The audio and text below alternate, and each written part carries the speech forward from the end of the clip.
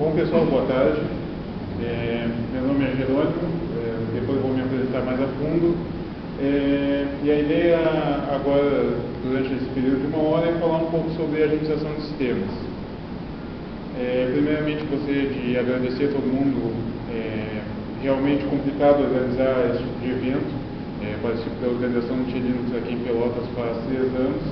E se não fosse o apoio do pessoal da Católica, do pessoal do Flat7, da Chip7, da Comadkey e da QuadWeb, vocês provavelmente não teriam essa estrutura que a gente está tendo aqui agora.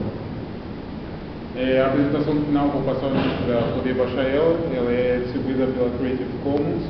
Quem quiser reutilizar, alterar, fica à vontade, sem ter nenhuma necessidade de me contatar. Basicamente conteúdo aberto. E quem é essa pessoa que está diante de vocês? Apesar do sobrenome, não sou parente ser Maduro. Eu sou entusiasta de software livre há mais ou menos 7 anos, palestrante desde 2009, já tive a oportunidade de palestrar no PIB, palestrar em evento, enfim, quase todos os eventos de software livre aqui do estado já participei de um lado ou do outro.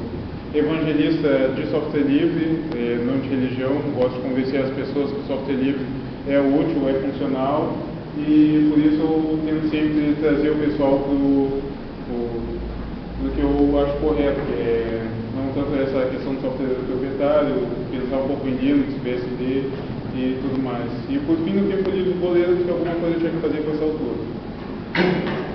Sobre o que a gente vai falar hoje? Como eu já falei, um pouco de administração de sistemas. Ligar a luz. Obrigado. Melhorou bastante. A administração de sistema, na minha época pelo menos, muita gente via como o cara que quer trabalhar com informática, mas não quer programar. Só que isso já está extremamente ultrapassado. Hoje a administração de sistemas é algo complexo, envolve muitas ferramentas, envolve planejamento, e é um pouco de luz que eu quero jogar nisso. Não vou entrar muito a fundo em nenhuma tecnologia, mas é mais um debate para começar a abrir a mente, para quem tem curiosidade, quem está pensando em qual rumo vai tomar, se vai ser desenvolvedor, administrador de sistemas, ter uma noção do que envolve.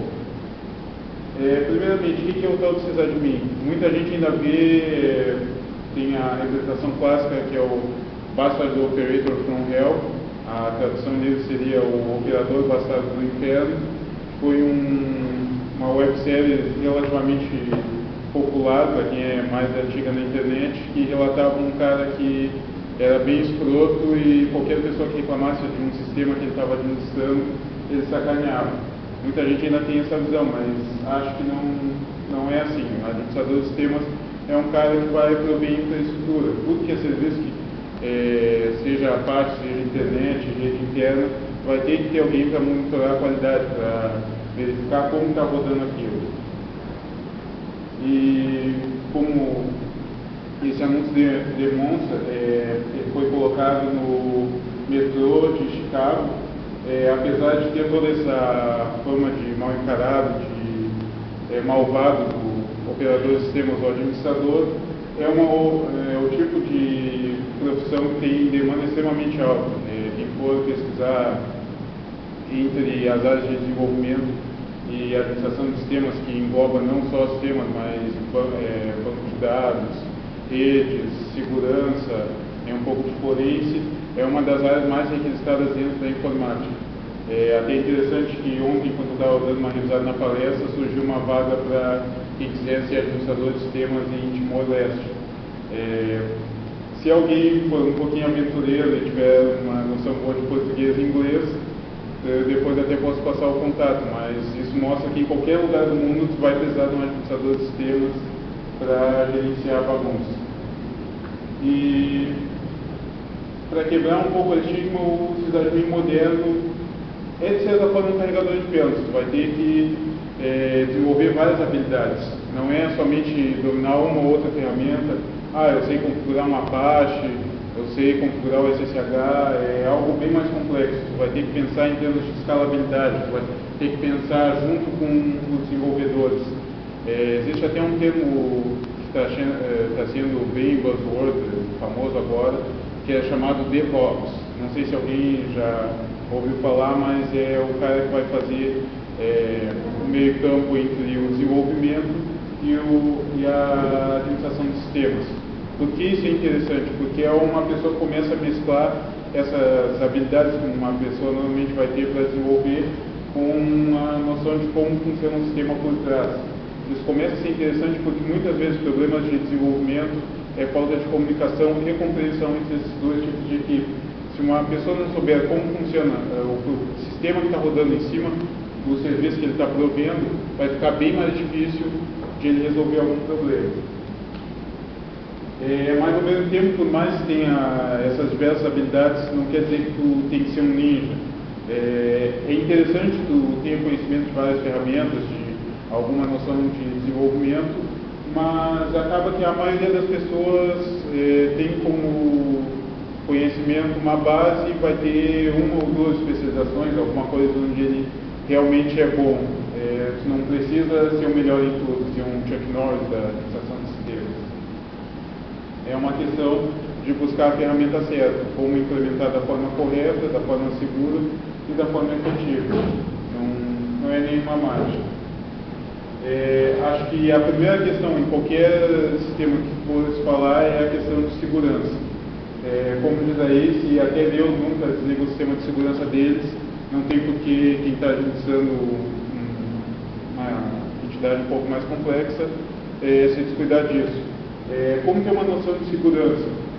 Para quem utiliza Linux mais a fundo, quase todo o bug que é corrigido vai ter um release explicando por que ele foi corrigido e como corrigir. Isso é bem interessante de verificar falhas críticas, possibilidades de exploit, de invasão, sempre está ambientado no que está acontecendo no momento. Outra metodologia interessante é a questão do keep it simple stupid, manter o mais simples possível. Já vi muita gente que instala servidor e não conheço muito ferramenta de terminal, então vou instalar um monte de ferramenta gráfica para começar a mexer. Quanto mais programas tiver instalado em servidor em uma máquina que na realidade não seja a finalidade dele, vai estar expondo a máquina a vulnerabilidades no código em questão sem necessidade. Então a realidade se for ser administrador de sistemas, tentar o máximo possível conhecer o terminal. Ele não é tão bicho de sete cabeças como pode parecer. A maioria das funcionalidades que se precisa tu vai ter no terminal.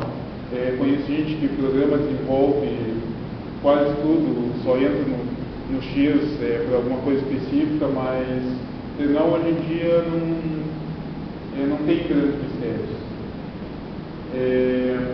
Para começar em termos de serviços, tem uma dupla bem interessante que é o Squid e o iptables. O iptables, para quem não conhece, é o sistema padrão de firewall no Linux. Existem vários front-ends e outros programas que facilitam a configuração do iptables, como o Firewall, acho que é um dos mais populares, mas por ver a fundo, qualquer tecnologia vira e mexe ao iptables por baixo. Então, se a pessoa dominar o iptables, vai ter uma noção extremamente interessante de como construir um firewall seguro. E por que do Squid? O Squid é uma ferramenta de web cachê. Quando as pessoas vão acessando os sites mais frequentemente, ele vai acumulando isso num host local para evitar aquela busca. No momento que o conteúdo já estiver dentro do sistema, ele vai te economizar muito em termos de banda, principalmente para quem administra redes de grande porte. Aqui tem um pequeno esquemático, apesar de ser em chinês/japonês, dá para entender mais ou menos a ideia. No primeiro momento vai ter a questão do proxy, tem como ele redirecionar para o squid no momento que ele existisse.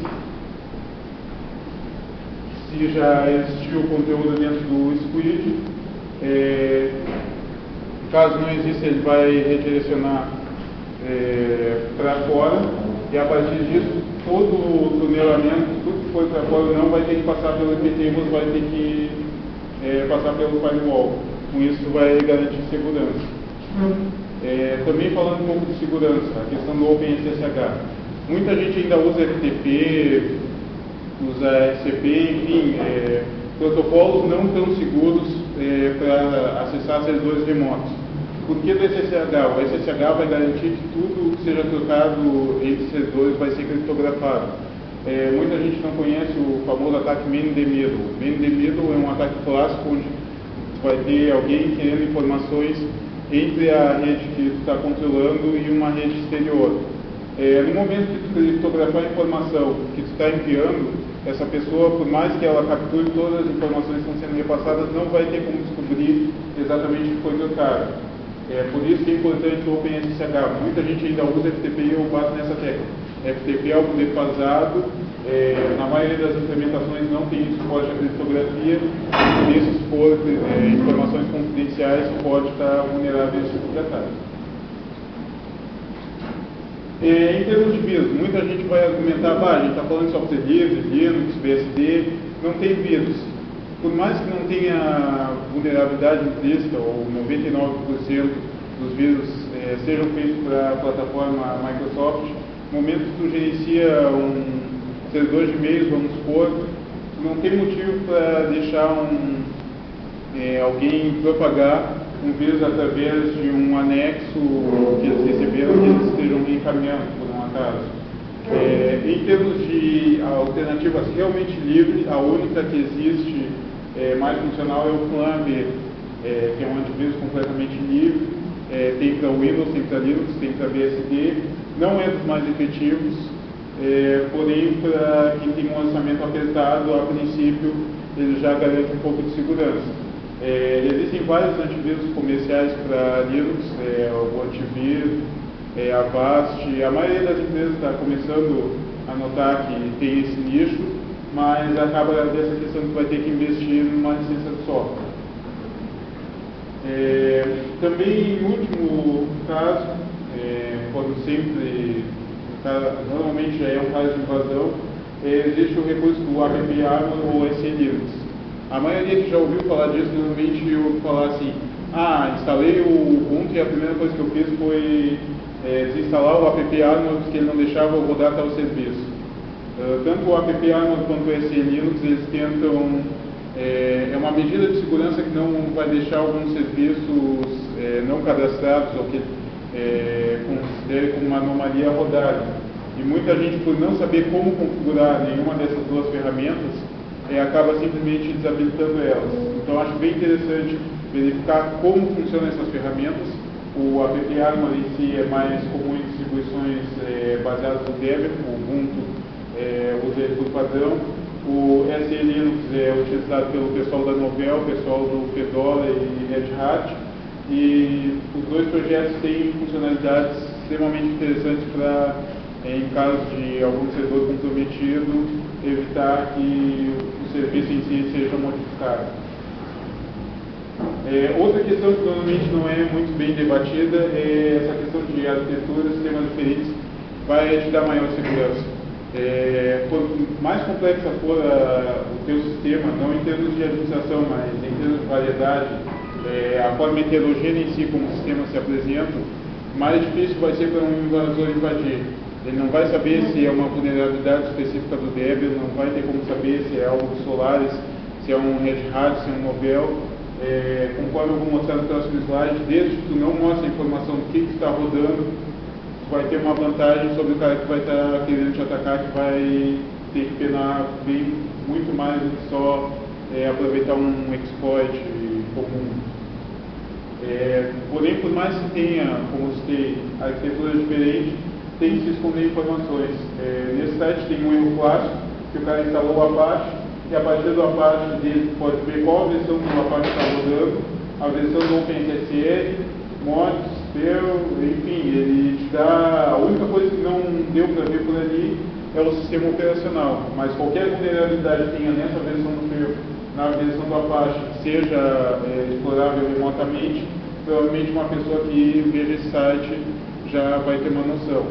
Então, sempre é interessante, quando for para ver um serviço, principalmente em termos de internet, tu só deixar o mínimo de informações possíveis. Nesse caso, simplesmente era o Object Not Found, a questão de contratar um webmaster, que ninguém faz, e dizer que foi um erro 404 e morreu.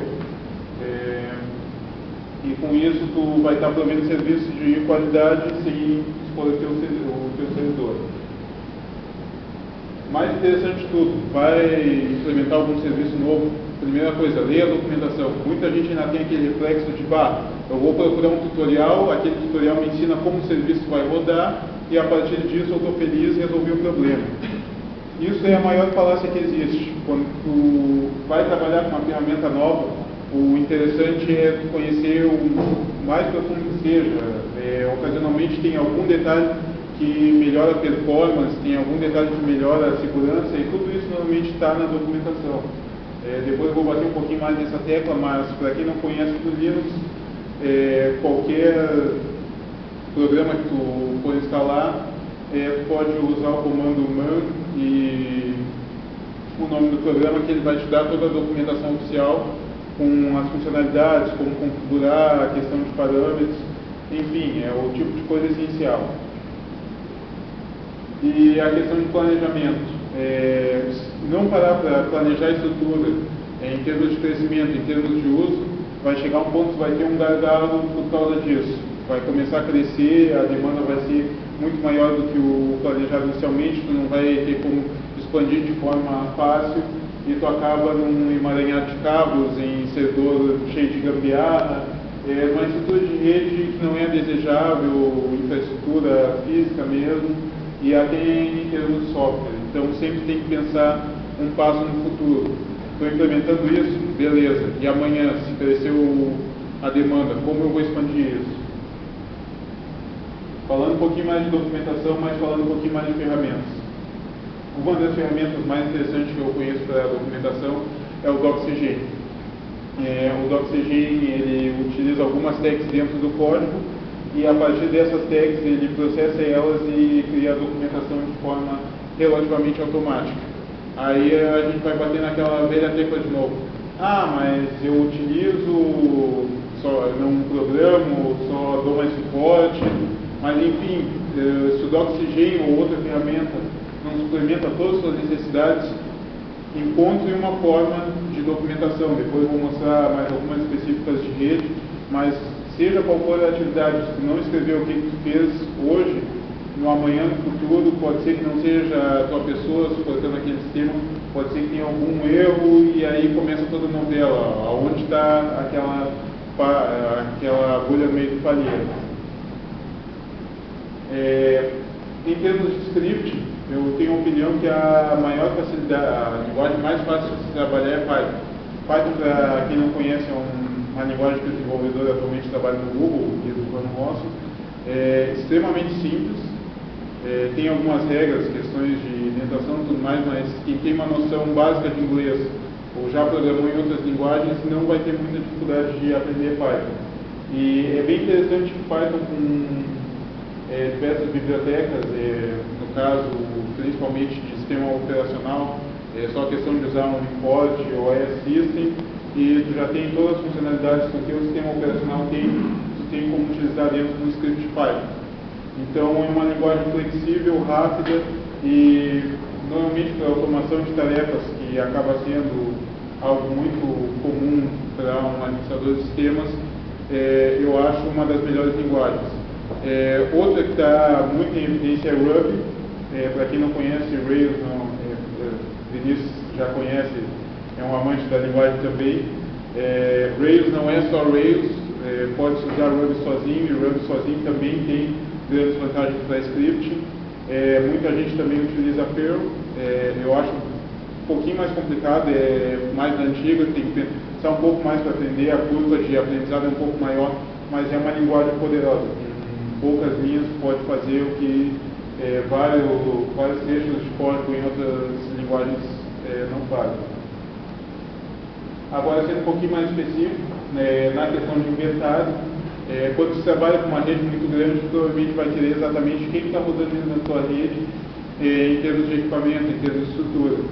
Existem dois programas bem interessantes, o OCS Inventory, que faz essa questão do inventório, e o GLPI, que faz a questão de administração de equipamento, que eles podem facilitar. O GLPI vai fornecer muitas ferramentas de helpdesk, vai ter como diretamente atrelar computador 3 do laboratório 6 está com problema. tem como, a partir do GLPI, que já tem uma ferramenta de integração com o OCS, atrelar esse pedido, verificar exatamente qual o problema e dar o retorno, enfim, tem como tu fazer toda uma documentação da parte de suporte e ao mesmo tempo ter uma noção de exatamente o que está conectado dentro da tua rede. Qual o problema do OCS e do GLPI? Para ter essa infraestrutura, todo computador dentro da tua rede vai ter que ter instalado um pequeno cliente que vai mandar essas informações para um servidor central. Para escapar disso, tem um modo de inventário agentless, que outra ferramenta chamada OpenAudit utiliza. O que qual a tecnologia por trás do OpenAudit? Ele vai utilizar serviços de rede para começar a pesquisar exatamente o que está rodando dentro da tua rede. Então ele não vai precisar de um cliente. Na maioria dos casos, ele vai ter o daemon rodando de tempos em tempos, vendo o que tem de novo na tua rede, o que rodou ali e vai automaticamente armazenando. IP, informação do produto, se ele conseguir detectar, é bem interessante que ele consegue associar até a foto do equipamento na internet, onde está, modelo, uso de disco, tudo a partir de serviços que normalmente já rodam por padrão na maioria das máquinas, principalmente o Windows. Outra vantagem do OpenAudit cai na questão de documentação. Se ele for bem configurado, o OpenAudit tem como detectar exatamente por onde passa a rede e a partir disso já fazer um mapa da tua rede de forma automática. Na minha opinião, é uma ferramenta quase tão boa quanto o OCS. O OCS é mais profundo, mas esbarra na questão de instalação e com isso tu já mata dois coelhos com uma cajadada. Tu vai ter uma ferramenta de inventário e ao mesmo tempo tu vai ter um controle do que está acontecendo na tua rede. Aproveitando que a gente está falando de controle de rede, o OpenAudit é um controle um pouquinho mais primário, só tem noção do que está ativado, enfim, o que está ligado em si, mas não vai entrar muito a fundo em termos de serviço. Quando você quer monitorar diversos servidores, um parque de servidores, estações, enfim, que provém de serviços, a alternativa mais interessante é Nagios e ocasionalmente o Nagios junto com o CAT. O Nagios ele monitora através de alguns protocolos especificamente o servidor está rodando, o famoso up-down, está rodando bem o Apache, como é que está o lag, enfim, tem como monitorar a saúde do serviço. Ele é uma ferramenta um pouco mais profunda, já escapa dessa questão do inventário, mas principalmente para quem administra, para parte dos servidores, não tem como escapar do Nagios. Questão de link, enfim, é bem complexo. Para compartilhamento, no primeiro momento a maioria já deve ter falado do Samba para compartilhamento de arquivos. O Samba normalmente é a opção mais comum porque ele tem interoperabilidade com o Windows, e ele é uma implementação livre do protocolo SMP, que é utilizado por padrão no Windows. Mas no momento que tem uma rede só Unix, eu acredito mais interessante é utilizar o compartilhamento via NFS, que tem mais possibilidades, é uma ferramenta mais bem documentada. O Samba várias vezes já utilizei um pouquinho mais profundo. O pessoal lá de serviço que por acaso está olhando a palestra sabe que de vez em quando tem que fazer uma gambiarra para fazer ele funcionar. E eu acho que isso não é o ideal. O NFS é mais documentado e como é um protocolo aberto, não tem tanta dificuldade. Entrando na parte de documentação, mas agora um pouco mais burocrática, sempre tem a política para tudo. Políticas vão regir como a tua rede funciona. É pessoal, se o fulaninho não quiser respeitar, não respeita, beleza, mas então tu vai ter formas legais, judiciais para dizer, o cara não utilizou a rede da forma propícia, acessou o site de XXX no serviço, o tipo de coisa que tem que estar documentado. Se não tiver algum lugar dizendo, tu não pode utilizar isso dessa forma, certamente o cara vai acabar se safando. Sempre é interessante, também é interessante prover algum serviço para terceiros, especificar exatamente o que esse terceiro, o que esse pessoal de fora pode fazer ou não, senão quando prover um acesso para o Apache e o cara pode estar instalando alguma coisa por fora dentro da tua rede. Então, por mais que tenha todo o planejamento, toda a segurança, toda a estrutura, sempre planejar, e se fulaninho abusar, que a política te proteja. Falando um pouco de automação de tarefas, é bem interessante, tem até uma regra implícita para quem trabalha com administração de sistemas, que qualquer tarefa que seja feita mais de uma vez, tu tem que tentar automatizar. O Cron é um daemon padrão do Unix para agendamento de tarefas. O funcionamento dele é relativamente simples. A partir de uma linha de comando tu vai definir o minuto, a hora, o dia do mês, o dia da semana, o usuário vai estar executando e por fim um comando a ser executado. Com isso pode emitir relatórios de tempos em tempos de forma automática, verificar estado de serviço, verificar como são os logs, questão de espaço em disco, backup, enfim, diversas ferramentas que são utilizadas de forma repetitiva. Em vez do cara ter que ir lá de forma maçante, de tempos em tempos controlando para acessar e mandar rodar, bota uma linha bem configurada no Cron que resolve. Porém, o Cron não resolve todos os problemas. Se vamos supor, uma máquina ficou desligada durante um tempo, o Cron não vai registrar isso. Tem alternativas para isso, tem o Anacron e o EPCron. Com o Anacron e o EPCron, tu vai poder, depois de um tempo, se a máquina estava desligada, ele vai verificar essa tarefa que estava agendada já e vai realizar ela. O Anacron só aumenta essa facilidade, enquanto o EPCron é um pouquinho mais profundo. Ele pode adiar ou executar uma tarefa, verificando até se o processamento no momento que ele vai executar a tarefa é muito alto ou não. Isso é bem interessante para uma tarefa de backup. Vamos supor, o teu servidor está sendo muito acessado no momento. Se botar ainda a tarefa de backup a rodar em cima, vai ser mais acesso a disco, o teu servidor vai ficar mais lento ainda, talvez não seja interessante. Bota lá no EPCron para só rodar a tarefa de backup quando o teu servidor estiver com um uso relativamente baixo. Virtualização é algo extremamente popular hoje em dia para a administração de sistemas, mas eu vejo com um certo cuidado. Virtualizo com moderação, porque muita gente está usando como tripé. Eu vou utilizar uma ferramenta de virtualização, vou comprar um servidor parrudo, boto 10, 20 máquinas virtuais dentro dele e a partir disso eu vou trabalhar os serviços que eu quero. Eu acho que, de certa forma, as pessoas estão terceirizando a segurança, estão achando que se tu rodar de forma isolada várias máquinas, vários serviços, vai ter uma segurança maior. Isso não é verdade. Se não tiver infraestrutura por trás disso, não vai adiantar de nada. Se não tiver a documentação, se não fazer testes, enfim, virtualização está virando uma muleta. O cara não quer se esquentar muito e vou pensar em virtualizar para, se der problema, só copio a máquina e jogo de novo. Por isso eu acho, num ambiente de teste, virtualização é perfeito. No ambiente de produção, vai ter que pensar bastante se a virtualização realmente resolve os seus problemas. Outro detalhe interessante que muita gente ignora é que virtualização sempre adiciona um overhead, sempre vai deixar mais pesado os serviços que vão estar rodando na máquina. Então, de certa forma, se não calcular direito, talvez tenha os recursos em si para rodar dentro da máquina que tu já tem, mas como tu virtualizou, tem toda a questão de containers, discos virtuais, tu vai ficar com um desempenho abaixo do esperado. Batendo na tecla do backup, aproveitando até que muita gente usa a virtualização pela questão do backup, eu acho que backup é essencial para qualquer tipo de serviço. Se não tiver uma estratégia de backup, seja para código, seja para arquivos, seja para documentos, vai ter um ponto que vai ficar na mão. Já aconteceu isso comigo, acho que qualquer administrador já aconteceu, a gente perder dados porque não tinha uma rotina específica.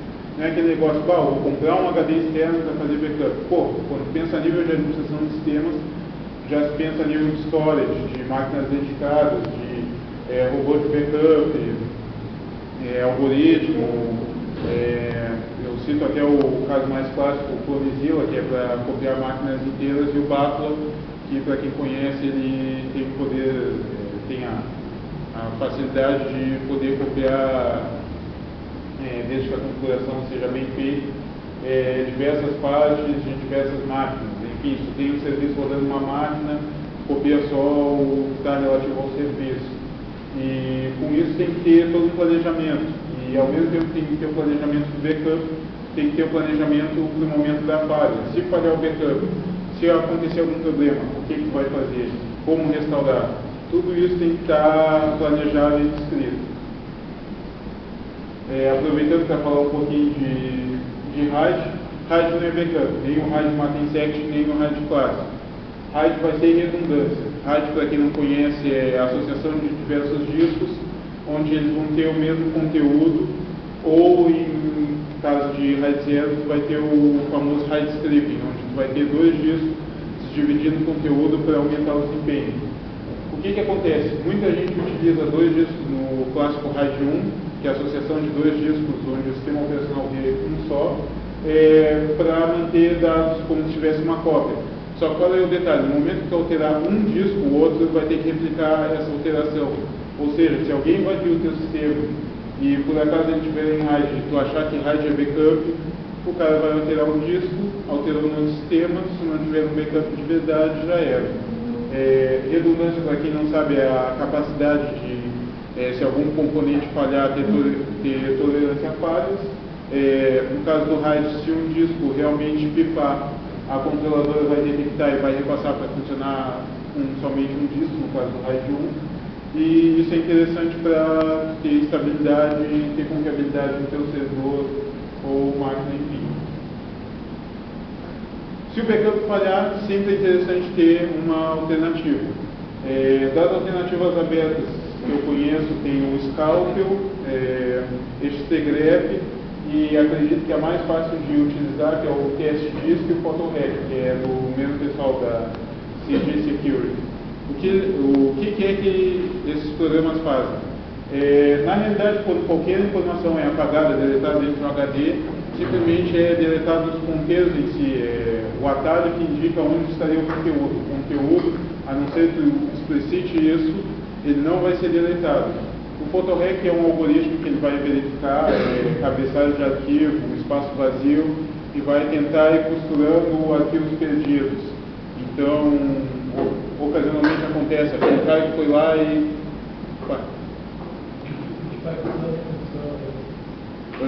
FAT32, NTFS, XT2 eu tenho certeza, mas até já deixando como aviso, quase todos os sistemas de arquivo que trabalham, quase todos os sistemas de arquivo de Unix são mais complicados de recuperar dados. Pela dinâmica deles, por serem mais complexos na sua implementação, se perder dados, possivelmente em XT4, que é atualmente um pouquinho mais complexo, RiserFS, XFS, a possibilidade de recuperar não é tão alta. O PhotoRec em si, para a maioria desses sistemas mais antigos, funciona relativamente bem. Nunca cheguei a testar ele em XT4, até uma questão interessante, mas pela documentação dele, ele funciona com XT2 tranquilo. Muito já usei ele em cartão FAT e teve uma taxa de sucesso bem interessante, recuperou quase 90% das informações em um cartão de memória. Também é interessante nessa questão de recuperação que quase nunca vai conseguir recuperar todos os dados, porque acontece muitas vezes de tu ter deletado e ter gravado alguma coisa em cima. No momento que gravou algo em cima, daí só com muita reza, não tem muito milagre a se fazer. Tem algumas outras ferramentas de nível mais baixo ainda, de forense, mas aí entra naquele nível quando a pessoa pega o hexadecimal e tenta remontar, é bem mais complexo. O PhotoRec é um pouquinho mais simples, é só a questão de indicar a partição que ele vai fazer a varredura e vai recuperar de acordo com os padrões que ele busca. Agora, fazer um apanhado de dicas. Como já tinha falado antes, eu utilizo muito Debian. Debian tem o Debian Security, que é específico só para relatar falhas de segurança, exploits, como evitar eles e como eles ocorrem. É bem interessante verificar isso. Tem até um projeto chamado Vulnerable Linux, que é um Linux com diversos serviços em versões vulneráveis que tem como tu simular alguns tipos de ataque. Com isso, acredito que é a melhor ferramenta que eu conheço para ir conhecendo mais a fundo como pensa uma pessoa que vai tentar invadir o teu sistema. É uma ferramenta livre também, é só procurar DVL ou DSVL na internet, vai achar bem fácil. Tem o meu xará, o Jerônimo Zucco, que é lá de Caxias. Por um acaso ele também é do Linux, mas é bem interessante que ele trabalha nessa linha de administração de sistemas em desenvolvimento. Não pensa só nessa questão de sistemas, como muita gente da antiga ainda pensa. E ele produziu até, acho que já é o próximo slide, essa palestra, que é Python para administradores de Linux. Recomendo fortemente, está disponível no SlideShare. Para quem não tem noção de Python, começa a ter uma noção interessante e também como o Python vai poder melhorar o teu serviço em si. Outra apresentação que eu acho bem interessante é essa do Fernando Aich, que é um pouco de como ser sysadmin com Debian.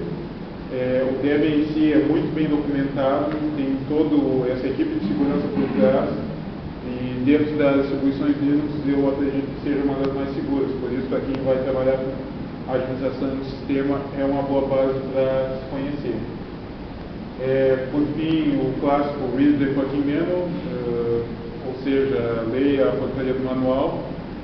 Quem implementa algo sem saber exatamente o que está correndo está sendo maluco, não bota nada numa rede sem ter noção do que especificamente quais são os requisitos. Então sempre ter esse reflexo, um asterisco ali substitui pelo serviço que é Apache, OpenSSH, Git, por aí vai. Outros tópicos interessantes, existe Python popular, não chegou a trabalhar muito a fundo, mas existe uma corrente muito forte do Agile Sysadmin, que é um pouquinho de técnicas de desenvolvimento ágil, só que ligado à área de desenvolvimento, de administração de sistemas. Isso ocorre como teste de o TDD orientado a backup, já vi muita gente trabalhando com isso.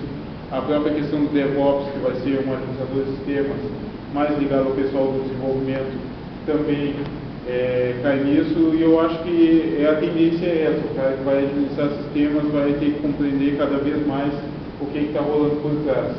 Sistemas de arquivos, como foi citado, sempre é interessante verificar qual a vantagem em termos de segurança, em termos de recuperação de arquivos, em termos de velocidade de cada sistema.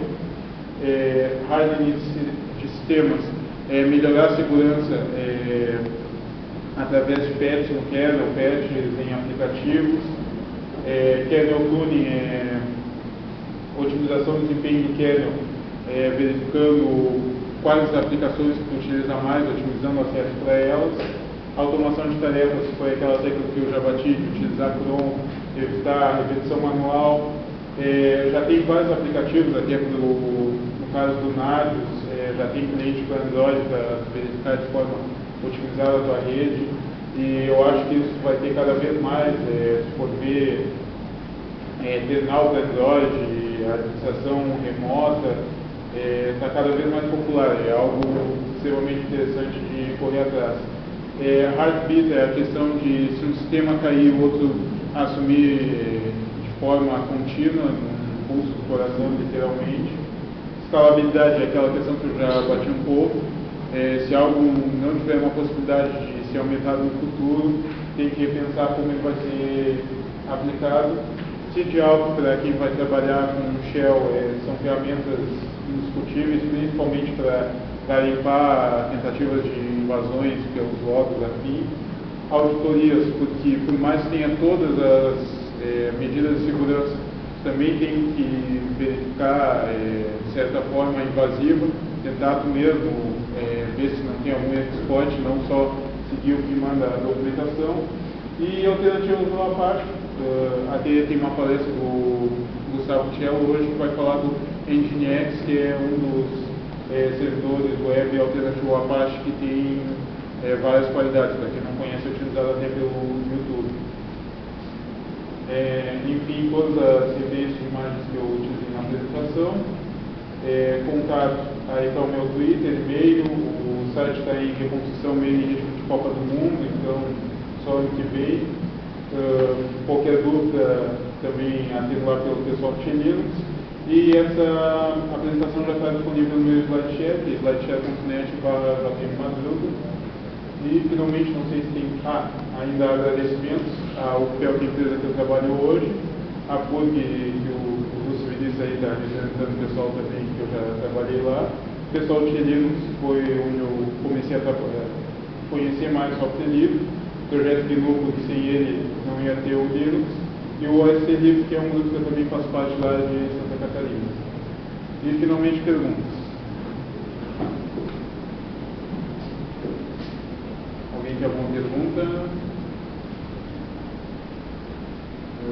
Bom, já que ninguém se manifestou, obrigado a atenção de todos. Tenha uma boa tarde.